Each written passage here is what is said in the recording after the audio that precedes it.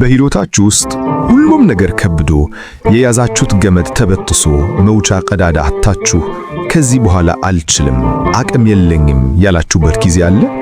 ምናልባትም አሁን ያላችሁበት የሕይወት ምዕራፍ ይሄም ሊሆን ይችላል። ግን አንድ አስገራሚ እውነት ልንገራችሁ። በፈተና ውስጥ ማለፍ የመውደቅ ምልክት ሳይሆን ከሰው በላይ የሆነ ጉልበት የሚፈጠርበት ማኅፀን ነው። ማዕበሉ የመታው ሊያስጠማችሁ ሳይሆን በውስጣችሁ ያለውን ያላያችሁትን ኃይል ሊያወጣው ነው። ዛሬ የምነግራችሁ እነዚህ 3 መንፈሳዊ ምስጢሮች በሕይወታችሁ ውስጥ ትልቅ ለውጥ የሚያመጡ ናቸው። እነዚህን ምስጢሮች ከተረዳችሁ ምንም አይነት ከባድ ማዕበል ቢመታ ስነ ልቦናችሁ አይሰበርም፣ ይልቁንም ከፈተናው በላይ ሆናችሁ ትወጣላችሁ። እባካችሁ ይህንን ታላቅ ምስጢር ለመረዳት መልእክቱን እስከ መጨረሻው በትኩረት ተከታተሉት። ሰዎች ነንና ስንፈተን እናዝናለን፣ ስናጣ እናለቅሳለን፣ ስንገፋ ልባችን ይሰበራል። ዘመናዊው የስነ ልቦና ሳይንስ ሬዚሊየንስ ወይም የመቋቋም አቅም ብሎ የሚጠራው አንድ አስገራሚ ጽንሰ ሐሳብ አለው።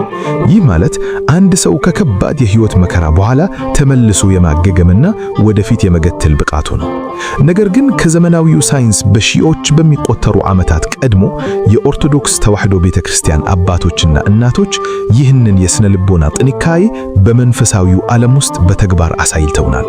አባቶቻችን በመጋዝ ሲሰነጠቁ፣ በእሳት ሲቃጠሉ፣ ግፍ ሲበዛባቸው ስነ ልቦናቸው አልተሰበረም፣ አእምሮአቸው አልታወቀም። ይህ የሆነው ልዩ ሥጋ ስለነበራቸው ሳይሆን ዛሬ የምናያቸውን ምስጢሮች በሚገባ ስለተረዱ ነው። ምስጢር 1 ሁሉን የሚያሸንፈው የምስጋና ኃይል።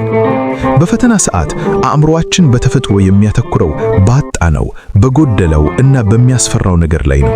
ይህ ደግሞ የጭንቀት ሆርሞን የሆነውን ኮርቲዞልን በሰውነታችን ውስጥ እንዲረጭ በማድረግ ወደ ከባድ ድብርትና የስነ ልቦና ስብራት ይመራናል።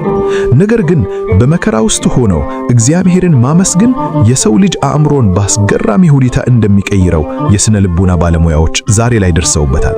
መጽሐፍ ቅዱስ ግን ይህንን ቀድሞ አንደኛ ተሰሎኒቄ ምዕራፍ 5 ላይ በሁሉ አመስግኑ፣ ይህ የእግዚአብሔር ፍቃድ ነው በማለት ያስተምረናል።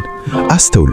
በሁሉ አመስግኑ ሲል ስለተሰጣችሁ ብቻ ሳይሆን ስለተነጠቃችሁትም አመስግኑ፣ ስለ ብርሃኑ ብቻ ሳይሆን ስለ ጨለማውም አመስግኑ ማለቱ ነው። ታላቁ የቤተ ክርስቲያን አባት ቅዱስ ዮሐንስ አፈወርቅ ከ10,000 ጸሎቶች ይልቅ በመከራ ጊዜ የሚቀርብ አንዲት የምስጋና ቃል ትበልጣለች ይላል።